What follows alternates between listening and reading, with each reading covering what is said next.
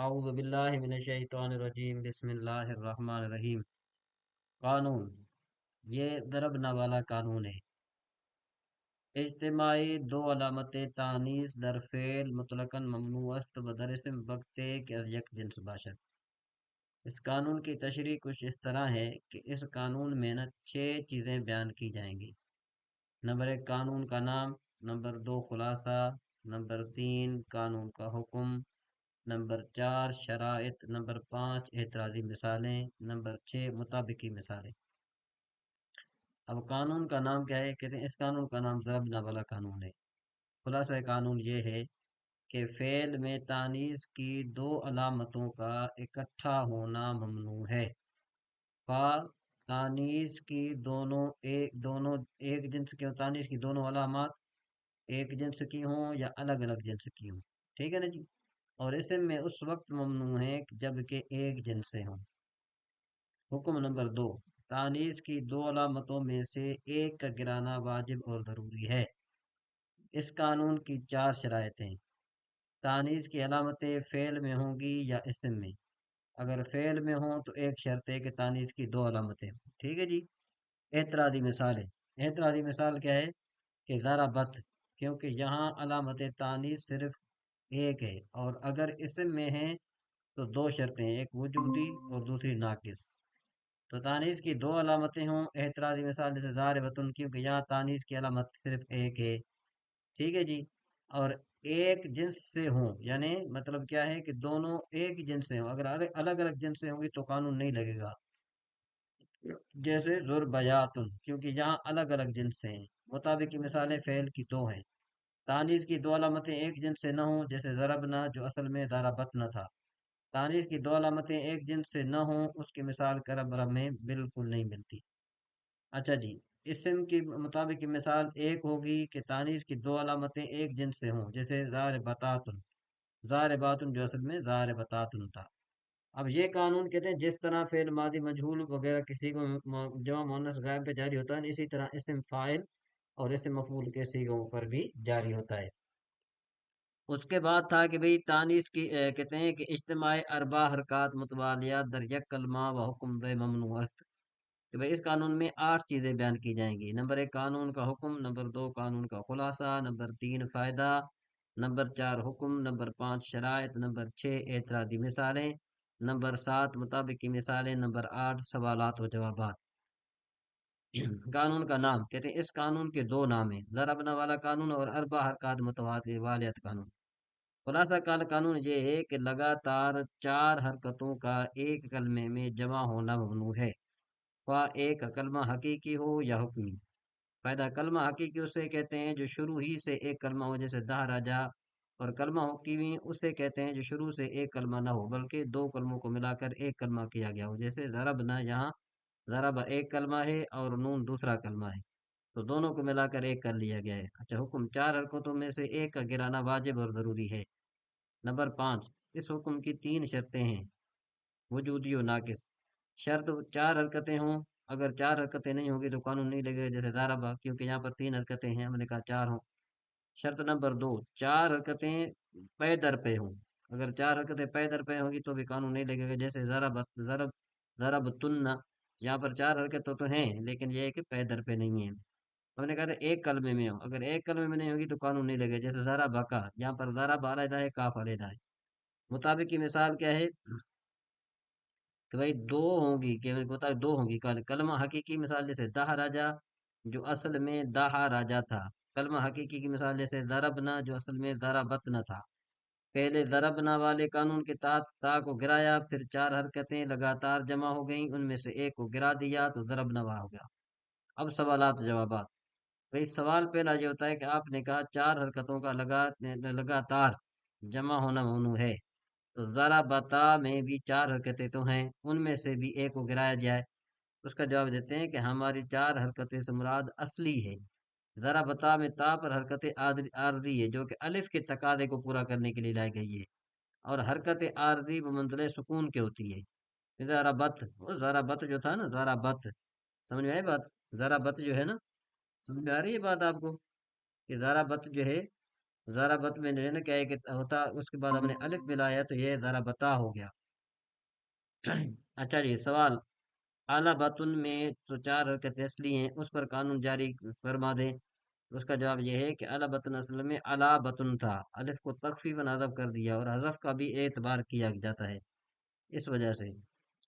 پھر کہتے ہیں ضربتنا میں بھی تا کو حذف کر دیا گیا تو ضربنا محذوف کیا گیا۔ اس کا جواب ہے اعتبار اس حذف کا کیا جاتا ہے جو تخفیفاً کیا گیا، اور ضربتن میں حذف تخفیف کے ذات نہیں کیا گیا، بلکہ تانیث کی دو علامتیں اکٹھے ہونے کی وجہ سے کیا گیا ہے۔ اب اس کے بعد پھر ہے ضربت، کہتے ہیں ضربتا کو ضربہ سے بنایا گیا ہے۔ بنانے کا طریقہ یہ ہے کہ تائے مفتوحہ واحد مذکر مخاطب کی علامت اور ضمیر فاعل کو ماقبل کے سکون کے ساتھ اس کے آخر میں لے آئے تو ضربہ سے ضربت ہو گیا، اور ضربتما کو ضربتا سے بنایا گیا ہے۔ الف علامت تثنیہ اور ضمیر فاعل کی اس کے آخر میں لے آئے، میم مفتوح ماقبل کے ضمے کے ساتھ تا اور الف کے درمیان میں لے آئے تو ضربتا سے ضربتما ہو گیا۔ پھر ضربتم کو ضربتا سے بنایا گیا ہے۔ بنانے کا طریقہ کیا ہے کہ واو ساکنہ جمع مذکر کی علامت اور ضمیر فاعل کی اس کے آخر میں لے آئے، میم مضموم ماقبل کے ضمے کے ساتھ تا اور واو کے درمیان ملائے اور واو کو حذف کر دیا، میم کو ساکن کر دیا تو ضربتا سے ضربتم ہو گیا۔ سوال پیدا ہوتا ہے کہ ضربتا کے آخر میں تا مفتوحہ کیوں بڑھایا گیا؟ جواب تا کی تاکہ ضمیر انت پر دلالت کرے۔ سوال تا اور الف کے درمیان میں میم کے لے آنے میں سے کون سا نقطہ ہے؟ وہ ضربتما جو ہے۔ بات سمجھ میں آ رہی کہ نہیں آ رہی؟ تو جواب یہ کہ اگر ان کے درمیان میں میم نہ لایا جاتا تو اشباہ کی حالت میں تثنیہ مذکر مخاطبین کو واحد مذکر مخاطب کے ساتھ التباس لازم آتا، یعنی دونوں کا پتہ نہیں چلتا کہ ذرا بتا کون سا ہے۔ اچھا جی، اشباہ کی تعریف۔ اشباہ کا معنی ہے حرکت کو اس کے موافق حرف علت کی طرف کھینچنا، یعنی فتح کو الف کی طرف، ضمہ کو واو کی طرف اور کسرہ کو یا کی طرف کھینچنا۔ سوال میم کے علاوہ کوئی اور حرف تا اور الف کے درمیان لایا جاتا تو تب بھی التباس دور ہو سکتا تھا، تو پھر میم کی کیا خصوصیت ہے؟ جواب میم کو اس لیے خاص کیا تاکہ اسم کی ضمیر تثنیہ انتما کے موافق ہو جائے۔ پھر سوال پیدا ہے میم کو فتح کیوں دیا گیا؟ جواب تاکہ الف کا تقاضا پورا ہو جائے، کیونکہ الف کے ماقبل الف اپنے ماقبل پر فتح جاتا ہے، اس وجہ سے ہم نے اس کو فتح دیا۔ پھر سوال پیدا ہوتا ہے کہ میم کے ماقبل تا کو ضمہ کیوں دیا گیا؟ اس کا جواب یہ ہے کہ میم شفوی ہے اور ضمہ بھی شفوی ہے، اس مناسبت کی وجہ سے میم کے ماقبل کو ضمہ دیا گیا۔ پھر سوال پیدا ہوتا ہے کہ ضرب تو منہ کے آخر میں واو کا اضافہ کیوں کیا گیا؟ اس کا جواب یہ ہے کہ تاکہ ضمیر ان تو منہ پر دلالت کرے۔ سوال تا اور واو کے درمیان میم کو کیوں لایا گیا؟ جواب تاکہ تثنیہ کے موافق ہو جائے، نیز اشباع کی حالت میں واحد متکلم کے ساتھ التباس نہ آئے۔ پھر سوال پیدا ہوتا ہے کہ بھئی میم کو ضمہ کیوں دیا گیا؟ تو اس کا جواب یہ ہے کہ تاکہ واو کا تقاضا پورا ہو جائے۔ پھر سوال پیدا ہوتا ہے کہ واو ضمیر فاعل کو کیوں حذف کر دیا گیا حالانکہ ضمیر فاعل کو حذف نہیں کیا جاتا؟ تو اس کا جواب ہے تعلیل کی بنا پر جو حرف گرایا جائے وہ مذکور کے حکم میں ہوتا ہے۔ میم کو ساکن کر دینے کی وجہ کیا ہے؟ یعنی کہ تاکہ کلمہ خفیف ہو جائے۔ پھر اب یہ ایک اور قانون آ گیا ہے، اس قانون کا نام ہے ضرب تم والا قانون۔ کہتے ہیں کہ جو بھی واو، ابھی یہ ہم نے واو کو حذف کیا تھا نا، ضرب تو منہ میں واو کو ہم نے حذف کیا تھا، وہ اوپر آپ نے پڑھا، یہ دیکھو ضرب تو منہ ان تو منہ ضرب تو منہ ایک ہی بات ہے۔ یہ دیکھو یہ ضرب تم کو، یہ دیکھو ضرب تم کو ضربتا سے بنایا، واو ساکنہ جمع مذکر کی علامت اور ضمیر فاعل کے اس کے آخر میں لے آئے، میم مضمومہ ماقبل کے ضمے کے ساتھ تا اور وا کے درمیان ملائے، اور وا کو ہم نے جو حذف کر دیا نا، یہ وا کو جو ہم نے حذف کیا اس پر قانون ہے۔ سوال یہ قانون یہ ہے کہ بھئی اس قانون میں 7 چیزیں بیان کی جائیں گی۔ نمبر 1 قانون کا حکم، قانون کا نام، نمبر 2 جو ہے قانون کا حکم، نمبر 2 کیا ہو جائے گا؟ اس کا خلاصہ، حکم، شرائط، اعتراضی مثالیں، مطابقی مثالیں، فوائد وغیرہ۔ اچھا جی، قانون کا نام، کہتے ہیں اس قانون کا نام ہے ضرب تم انتم والا قانون۔ خلاصہ، خلاصہ قانون یہ ہے کہ ہر وہ واو جو اسم غیر متمکن کے آخر میں واقع ہو، اسم کا ماقبل مضموم ہو اور اس کے بعد ضمیر بھی نہ ہو، تو ایسی واو کو گرانا واجب اور ضروری ہے، مگر ہوا کی واو کو نہیں گرایا جائے گا۔ کہتے ہیں اسم متمکن کی تعریف آپ نے جو پڑھا ہے، اسم متمکن وہ وہ ہے جو فاعل کے عمل کو قبول کرے، یعنی جس پر زبر، زیر، پیش اور تنوین آ سکے۔ اس کا دوسرا نام معرب ہے، جیسے جا زید، رأیت زیدا، مررت بزید۔ اسم غیر متمکن کی تعریف کرتے ہیں، اسم غیر متمکن وہ ہے جو عامل کے عمل کو قبول نہ کرے۔ اس کا دوسرا نام مبنی ہے، جیسے جا ہؤلاء، رأیت ہؤلاء، مررت بہؤلاء۔ اچھا، حکم واو کو کرانا واجب اور ضروری ہے۔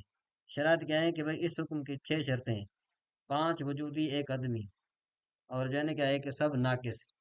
شرط وجود واو ہو، کہتے ہیں اگر اعتراضی مثال کیا بنے گی کہ اگر واو نہ ہوگا تو وہاں پر قانون نہیں لگے گا، جیسے یرمی، تو دیکھو یہاں پر یرمی یہ جو ہے نا حرف علت تو ہے لیکن واو نہیں ہے، اس وجہ سے یہاں پر قانون نہیں لگے گا۔ پھر تاکہ بھئی شرط یہ آخر میں کیا ہو، شرط نمبر 2 آخر میں ہو، اعتراضی مثال یعنی واو آخر میں ہو، اگر آخر میں نہیں ہوگا بلکہ درمیان میں ہوگا تو بھی قانون نہیں لگے گا، جیسے دونہ کا، کیونکہ یہاں آخر میں نہیں ہے۔ اچھا، شرط نمبر 3 اسم کے آخر میں ہو، اگر اسم کے آخر میں واو نہیں ہوگی بلکہ فعل کے آخر میں ہوگی تب بھی قانون نہیں لگے گا، جیسے یدعو، کیونکہ یہاں فعل کے آخر میں ہے۔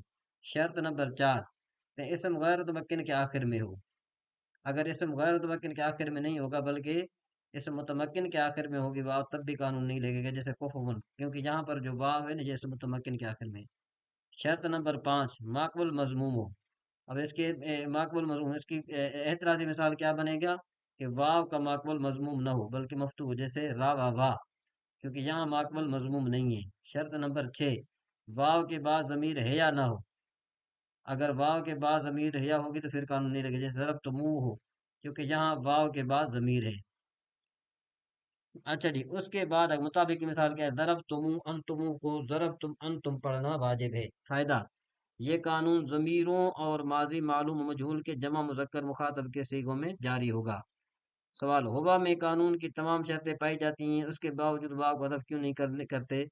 اس کا جواب یہ ہے کہ ان شرطوں کے ساتھ ایک شرط یہ بھی ہے کہ کلمہ میں قانون لگنے کی صلاحیت اور برداشت بھی ہو، جو کہ ہوا میں نہیں ہے، کیونکہ ہوا پہلے ہی 2 کلمے ہیں، اگر واو کو حذف کر دیں گے تو یہ صرف ایک کلمہ رہ جائے گا، ایک حرف رہ جائے گا، تو جب ایک حرف رہے گا تو اس پر قانون جاری نہیں ہوگا۔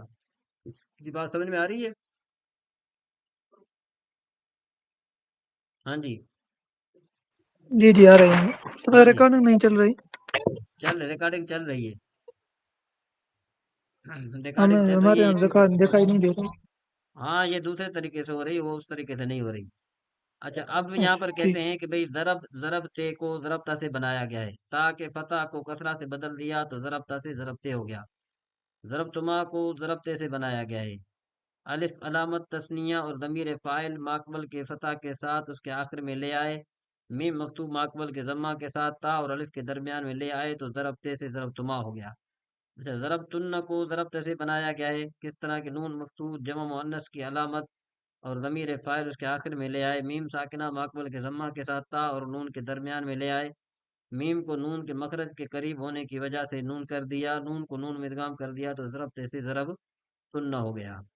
ضرب تو کو ضرب سے بنایا ہے، بنانے کا طریقہ یہ ہے کہ تائے مضمومہ واحد متکلم کی علامت اور ضمیر فاعل ماقبل کے سکون کے ساتھ اس کے آخر میں لے آئے تو ضرب سے ضرب تو ہو گیا۔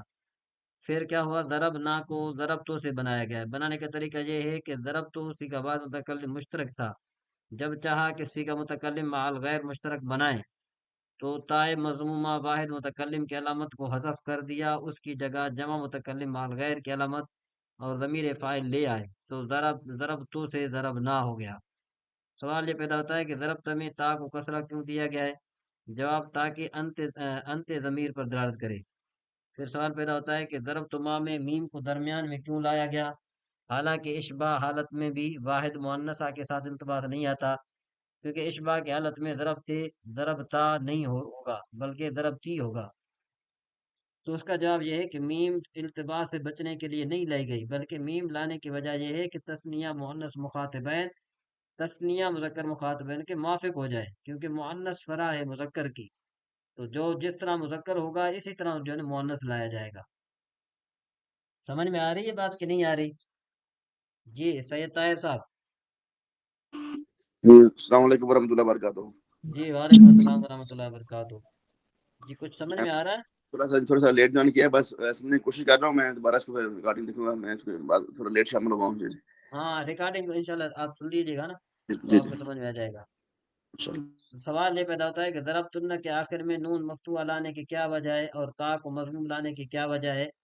تو اس کا جواب یہ تاکہ ضمیر انتن پر دلالت کرے۔ اچھا، سوال ضرب تمن میں میم کو کیوں لایا گیا؟ جواب تاکہ تثنیہ کے موافق ہو جائے۔ اچھا، پھر میم کو ساکن کرنے کی کیا وجہ ہے جبکہ متحرک کرنے میں کوئی خرابی لازم نہیں آتی؟ تو اس کا جواب یہ ہے کہ تاکہ ضربنا، یضربنا اور تضربنا کے موافق ہو جائے، کیونکہ ان سب میں نون کا ماقبل ساکن ہے۔ پھر سوال پیدا ہوتا ہے کہ واحد متکلم کی ضمیر آنا ہے، تو ضرب تو میں بھی آنا ضمیر کے حروف میں سے کسی کو لایا جاتا، لیکن ایسا نہیں ہوا۔ تو اس کا جواب یہ ہے کہ اگر آنا ضمیر سے الف کو آخر میں لایا جاتا نا تو تثنیہ کے ساتھ التباس لازم آتا، اور اگر نون لایا جاتا تو جمع مؤنث کے ساتھ بھی التباس لازم آتا کہ شاید اب یہ پتہ چلتا کہ بھئی یہ جمع مؤنث کا نون ہے، یا یہ پتہ چلتا کہ یہ الف کرتے ہیں، یہ تثنیہ جو ہے نا یہ الف تثنیہ کا ہے، اس وجہ سے نہیں لایا گیا یہ۔ اچھا بھی ضرب نہ کے آخر میں نون مفتوح لانے کی کیا وجہ ہے؟ تاکہ نحن ضمیر پر دلالت کرے۔ اچھا جی، پھر نون کے بعد الف کی زیادتی کیوں کی گئی؟ کہ تاکہ جمع مؤنث غائبات کے ساتھ لازم التباس لازم نہ آئے، جس طرح وہ ضربنا ہے نا، اگر ہم الف نہ لائیں گے صرف نون لائیں گے تو پھر کیا ہو جائے گا؟ اس کے ساتھ لازم آ جائے گا، پتہ نہیں چلے گا کہ بھئی یہ متکلم کا صیغہ ہے یا جمع غائب کا صیغہ ہے، جمع مؤنث غائب کا صیغہ ہے۔ جیسا ضربنا جمع مؤنث غائب کا صیغہ ہے اور ضربنا جو ہے نا یہ جمع متکلم کا صیغہ ہے۔ اب کہتے ہیں فعل ماضی مجہول، یہ آسان ہے۔ کہتے ہیں کہ ضرب الی آخری کو ضرب الی آخری سے بنایا گیا۔ بنانے کا طریقہ کیا ہے کہ حرف اول کو ضمہ اور آخری حرف کے ماقبل کو کسرہ دے دیا، تو ضرب الی آخری سے ضرب الی آخری ہی ہو گیا۔ ٹھیک ہے جی، اس کے بعد اب یہ قانون ہے ماضی مجہول کا بنانے کا۔ کہتے ہیں بھائی اس قانون کا نام ماضی مجہول والا قانون ہے۔ تمہید، آپ اچھے طریقے سے سن لیں ذرا کہ بھائی کل ابواب 22 ہیں، صرف میں کل کتنے ابواب ہیں؟ 22 ہیں۔ 6 ثلاثی مجرد کے ہیں، 12 ثلاثی مزید کے، 1 رباعی مجرد کا اور 3 رباعی مزید فی کے۔ ان سب ابواب کی ماضی مجہول بنانے کا کے لیے اس کتاب ارشاد صرف میں 3 قانون ذکر کیے گئے ہیں۔ پہلا قانون یہی ہے جس میں 10 ابواب، 6 ثلاثی مجرد کے، 1 رباعی مجرد کا، 3 ثلاثی مزید فی کے باب ہیں، اور 3 ثلاثی مزید فی کے باب کون سے ہیں؟ افعال، تفعیل، مفعلہ۔ اب ان کے ماضی مجہول بنانے کا طریقہ کیا ہے ذکر کیا گیا، اور دوسرے قانون میں ثلاثی مزید فی کے 3 ابواب تفاعل تفاعل تفاعل کی ماضی مجہول بنانے کا ذکر کیا گیا ہے، اور تیسرے قانون میں بقیہ ابواب کی ماضی مجہول بنانے کا طریقہ ذکر کیا گیا ہے۔ اب ہم خلاصہ پر پڑھتے ہیں۔ کہتے ہیں اس قانون کا خلاصہ یہ ہے کہ 10 ابواب، 6 ثلاثی مجرد کے، 3 ثلاثی مزید فی کے، باب افعال، تفعیل اور مفعلہ، اور ایک ربع مجرد کا، ان تمام ابواب کی ماضی مجہول بنانے کا طریقہ یہ ہے کہ پہلے حرف کو ضمہ اور آخری حرف کے ماقبل کو کسرہ دینا واجب اور ضروری ہے، بشرطے کہ پہلے سے کسرہ موجود نہ ہو، ورنہ صرف پہلے حرف کو ضمہ دیا جائے گا۔ پھر یہ ماضی مجہول کے پہلے سیغے کے بنانے کا طریقہ یہ ہے، اور باقی سیغوں کے بنانے کے 2 طریقے ہیں۔ نمبر 1، جس طرح ماضی معلوم کی تثنیہ جمع کے ہر سیغے کو اس کے واحد مذکر سے بنایا گیا ہے، مخاطب کو واحد مذکر غائب سے اور متکلم کو واحد مذکر غائب سے بنایا گیا ہے، اسی طرح ماضی مجہول کے سیغوں کو بنایا گیا ہے۔ دوسرا طریقہ، ماضی مجہول کے ہر سیغے کے ماضی معلوم کے ہم جنس سیغے سے بنایا گیا ہے، جس طرح پیچھے بنایا گیا اس طرح جنس سے بنایا گیا ہے۔ اب ذرا اس قانون کا جو ہے نا کیا ہے کہ حکم، کہتے ہیں حکم یہ ہے کہ پہلے حرف کو ضمہ اور آخری حرف کے ماقبل کو کسرہ دینا واجب اور ضروری ہے۔ شرائط، اس حکم کی 3 شرطیں ہیں، 2 وجودی، 1 عدمی اور سب ناقص، باقی سب ناقص ہیں۔ ٹھیک ہے جی، پہلے نمبر ماضی مجہول ہو، اگر ماضی مجہول نہیں ہوگی تو قانون نہیں لگے گا، جیسے یضربو، کیونکہ یہ مضارع مجہول ہے۔ دوسری شرط یہ ہے کہ مذکورہ 10 ابواب میں سے کسی ایک کی ماضی مجہول ہو، اگر مذکورہ 10 ابواب ایسے نہیں ہوگی بلکہ کیا ہوگی باب افعال کا ہوگی تو وہاں پر قانون نہیں لگے گا، جیسے دیکھو اوک توصیفہ، کیونکہ یہ مذکورہ 10 ابواب میں سے نہیں ہے۔ اچھا جی، پہلے حرف کو ضمہ اور آخری حرف کے ماقبل کو کسرہ دیں گے، بشرطے کہ پہلے سے کسرہ نہ ہو، اگر پہلے سے کسرہ ہوگا تو وہاں پر صرف ضمہ دیں گے، جیسے عالمہ سے علماء، حاسبہ سے حسبہ، کیونکہ یہاں سے پہلے سے کسرہ ہے۔ مطابق کی مثالیں، ضربہ سے ضربہ، ناصرہ سے نصرہ، اکرمہ سے اکرمہ پڑھنا واجب ہے۔ پھر سوال یہ پیدا ہوتا ہے کہ ماضی مجہول کو فعلہ کے وزن پر کیوں لایا گیا؟ اس کا جواب یہ ہے کہ ماضی مجہول میں معنی اور نسبت غیر معقول ہوتی ہے، کیونکہ فاعل کے بجائے مفعول بہ کی طرف نسبت ہوتی ہے، اور فعیلہ کا وزن بھی غیر معقول ہے، اس لیے غیر معقول کو دیا گیا، یعنی وزن غیر معقول ہے، اس وجہ سے ہم نے یہ دیا بھی ہم نے غیر معقول کو۔ ٹھیک ہے بچوں، کہ وہاں پر جو فاعل کی جو نسبت ہوتی ہے نا، یعنی فاعل کو رفع دیا جاتا ہے، یہاں پر فاعل کی بجائے مفعول بہ کو رفع دیا جاتا ہے، تو یہ غیر معقول ہے، اس وجہ سے ہم نے اس کو وزن بھی غیر معقول دے دیا۔ جی، مزید کوئی ایسی بات کہ جو آپ کو اس میں سے سمجھ میں نہ آتی ہو؟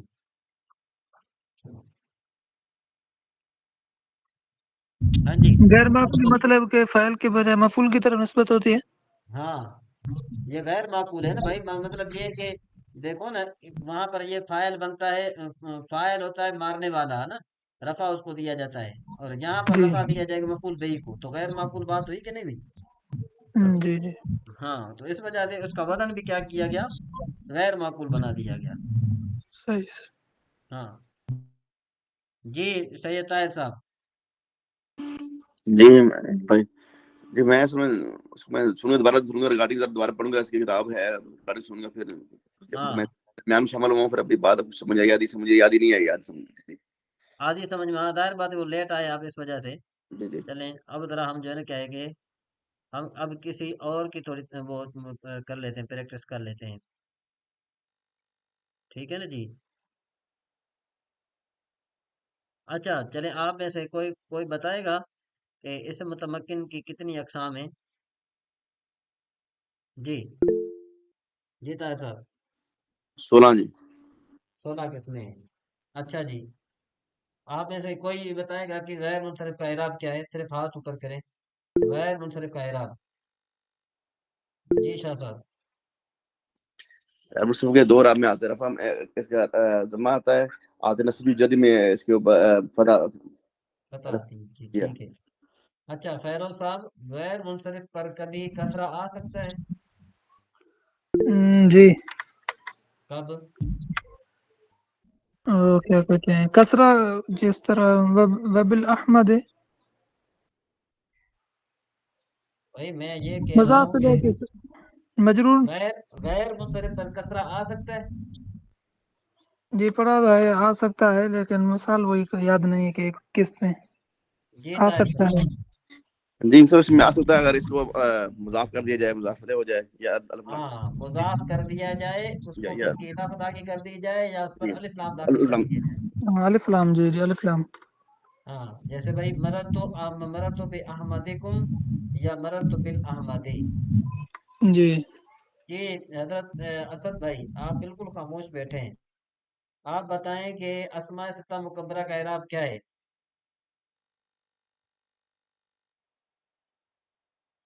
جی زین بھائی آپ بتائیے۔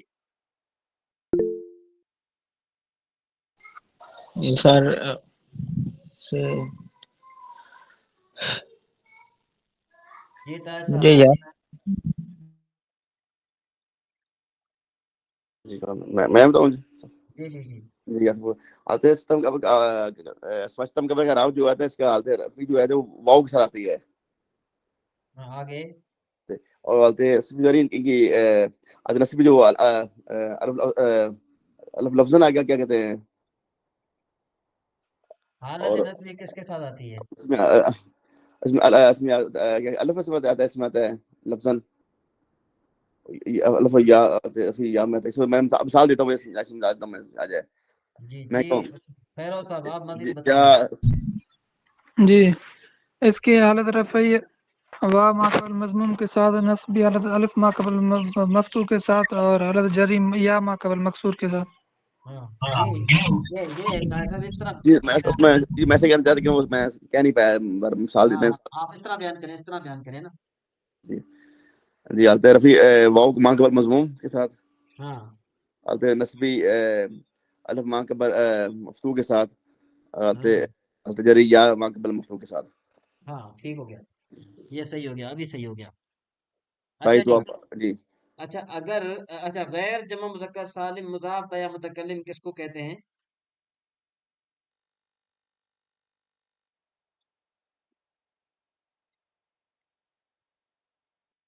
کوئی بتائے گا غیر جمع مذکر سالم مضاف یا متکلم کس کو کہتے ہیں؟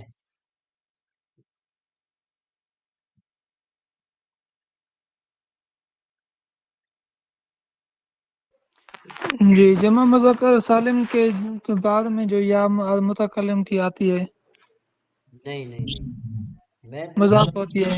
میں یہ پوچھ رہا ہوں کہ غیر جمع مذکر سالم مضاف بیائے متکلم کس کو کہتے ہیں؟ جی شاہ صاحب. ابھی ذہن میں نہیں ہے سب، ذرا دیکھنا پڑے گا. بات تو سیدھی میں پوچھ رہا ہوں، بات کوئی گھما پھرا کے میں نہیں پوچھ رہا، بات تو سیدھی ہے. میں یہ پوچھ رہا ہوں کہ بھئی غیر جمع مذکر سالم کس کو کہتے ہیں؟ غیر جمع مذکر سالم کس کو کہتے ہیں مطلب کیا؟ مطلب یہ ہے کہ بھئی جو جمع مذکر سالم نہ ہو، یعنی جمع مذکر سالم کا غیر ہو، مطلب کیا ہوا؟ جمع مذکر جس سالم کا جم نہ تو جس کا جو ہے نا کیا کہتے ہیں غیر ہو. ٹوٹ جائے اس کا جو نا ہاں، جی جی جمع مذکر سالم غیر جمع مذکر سالم ہو، یعنی جمع مذکر سالم نہ ہو.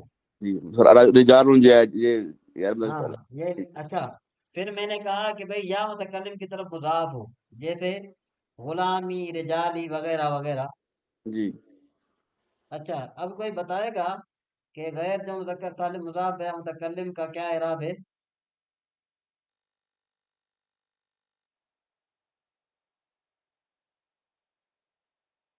جی زین بھائی آپ بتائیں کہ غیر جمع مذکر سالم مضاف بیائے متکلم کا کیا اعراب ہے؟ غیر مذکر سالم مضاف جمع مذکر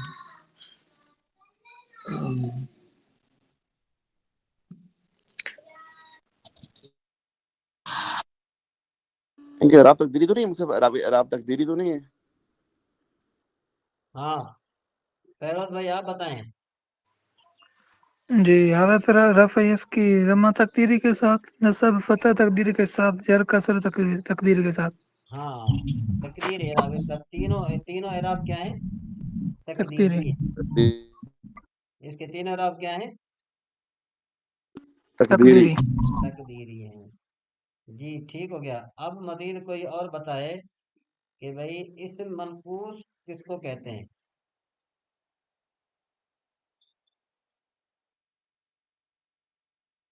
اسم منقوص کس کو کہتے ہیں؟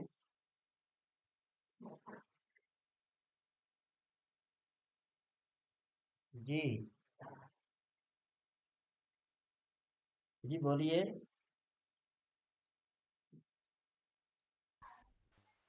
ناؤ میرے کھولنی پڑے گی، ناؤ ہیں جی ناؤ میرے کھولنی پڑے گی. کھولے کھولے بے شک کھولے، کوئی بات نہیں ہے، کھولے ایسی بات نہیں ہے، آپ کھولیں. کتاب تو پتہ یاد ہے، جیسے قاضی ہے، قاضی لفظ ہے اس میں ہے وہ کہ تو اسم ہے، منقوص لیکن کی اس مثال ہے. منقوص کا تعریف، اس منقوص کی تعریف کیا ہے؟ تعریف ہر جس وہ کے اسم آخر جس کے میں یا آخر میں یا ہو، جس کے آخر میں یا یا ما قبل ماقبل مذکور ہو. مقصور ہو. جی جی. جس کے اور آخر میں یا ہاں یا ہو ماقبل اور مقصور ہو، اور یا جو ہے نا یا ساکن اور اس کا ماقبل مقصور ہو. جس کے آخر میں یا ساکن، اس کا ماقبل. مثلا قاضی، جی ما مثلا قبل مذکور ہو. ہاں جیسے قاضی، تو اس منقوص کا کیا اعراب ہے؟ اس کا بھی سبب یہی ہے، یہ حالت رفعی میں کیا کہتے ہیں، اس کی ضمہ تقدیر کے ساتھ آتی ہے، اور حالت نصبی جو ہے فتح لفظی سے آتی ہے، اور حالت جری جو ہے وہ بھی کسر تقدیر کے ساتھ آتی ہے. ٹھیک ہو گیا، صحیح ہو گیا. اچھا جی اب مجھے یہ بتائیں آپ کہ جمع قلت کے اوزان کتنے ہیں؟ جمع قلت کے اوزان، جمع قلت کے 8 اوزان ہیں. 8 اوزان ہیں. ہمارے جی طاہر صاحب آپ بتائیے.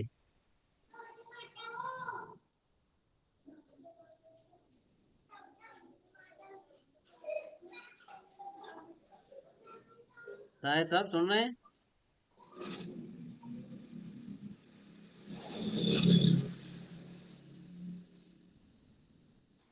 جی آپ بتائیں فیروز صاحب کتنے اوزان ہیں؟ 6 اوزان ہے. کون کون سے؟ وہ استاد کیا کہتے ہیں، یہ افعول اور افعال آونتن جی طاہر صاحب افعلتن چار گلمتن کی وزن فعلتن چار اوزان فعل جی طاہر صاحب بتائیے میں کہہ رہا ہوں جمع قلت کے 4 اوزان ہیں جمع قلت کے کون کون سے کیونکہ افعل افعال افعلتن اور فعلتن جی فیروز صاحب آپ کہہ رہے ہیں 6 شاہ صاحب کہہ رہے ہیں 4 کس کی بات کر رہے ہیں یہ جو نامیر میں ہے نا وہ مثلا کہ متن جس کو کہتے ہیں وہ تو اس میں 4 اوزان تھے لیکن حاشیے میں دو اور بھی تھے جی طاہر صاحب صحیح کہہ رہے ہیں یہ صحیح کہہ رہے ہیں کیا مطلب 2 اور بھی شامل کر لیتے ہیں بس 6 ہو جاتے ہیں جی 2 اور کون سے ہیں چلو یہ بتائیے تو اور آپ بتائے تھے ہمیں آج ٹیسٹ صحیح ہے ٹیسٹ ہمارا صحیح سے ٹیسٹ لے رہے ہیں آج ہمارا جی ہوں گے فعال اور ہوں گے اسے فولا مسلمون استاد 2 جمع سالم کے اوزان یعنی ایک جمع مذکر سالم کا وزن اور ایک جمع مؤنث سالم کا وزن جب ان پر الف لام داخل نہ ہو جی جی یعنی جمع مؤنث سالم اور جمع مذکر سالم کے مسلمون اوزان اور مسلماتن ہاں مسلمون اور مسلمات اگر ان پر الف لام داخل ہوگا تو پھر یہ جمع کی کثرت بن جائیں گے اور جی اگر الف لام داخل نہیں ہوگا تو یہ جمع قلت بن جائیں گی اس طرح میں بالفرض یوں میں کہوں نا جا انی مسلمون کہ بھائی میرے پاس مسلمان آئے تو اس کا کیا مطلب ہوگا کہ میرے پاس 10 سے کم مسلمان آئے اور اگر میں یوں کہوں نا جا انل مسلمون میرے پاس مسلمان آئے تو اس کا مطلب کیا بنے گا یہ بند کر دو فیروز بند ہاں اگر میں یوں کہوں کہ بھائی میرے پاس جو ہے نا کیا ہے کہ جا انل مسلمون کہوں تو پھر اس کا معنی یہ ہوگا کہ میرے پاس 10 سے زائد مسلمان آئے جی طاہر صاحب سمجھ میں آئی بات یہ سمجھ آ گئی ہے اس کا مطلب یہ پیچھے سے دوران پڑے گا پیچھے سے دوران پڑے گا ہمیں مطلب آپ نکالیں لیکن دہرانا ضرور ہے جی صحیح آ رہا ہے چلیں اور ایک اور بات بتائیں کہ اسم غیر متمکن کی کتنی قسمیں ہیں جی طاہر صاحب مکن کے 8 ہیں ایسی پتہ نہیں آپ بتائیں مجھے تو 8 ہی لگتے ہیں شاید زیادہ ہوں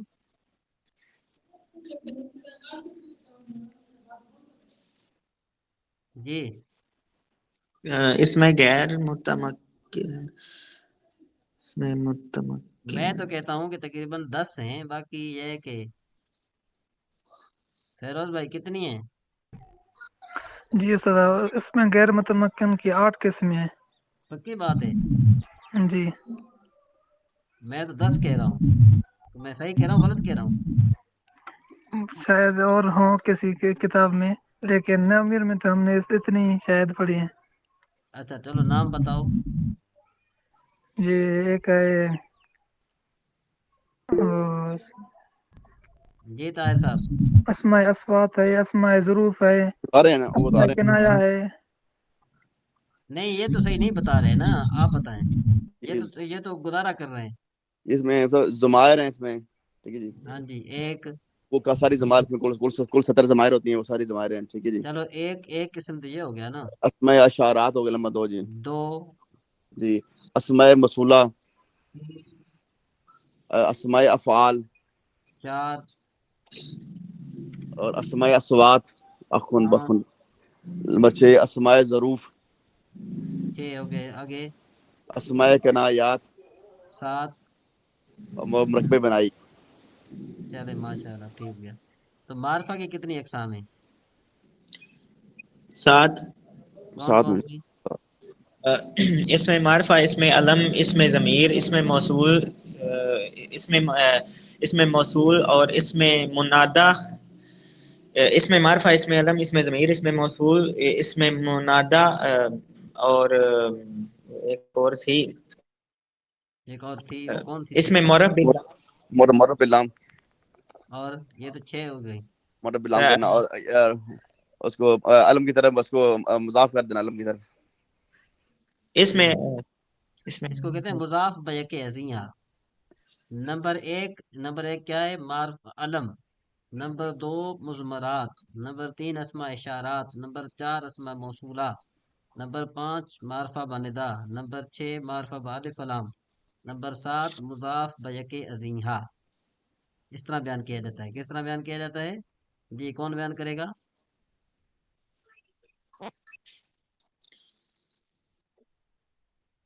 جی طاہر صاحب. کچھ کہتے ہیں پتہ نہیں ایسے. جی اسماء اشارات، ہاں جی. اسماء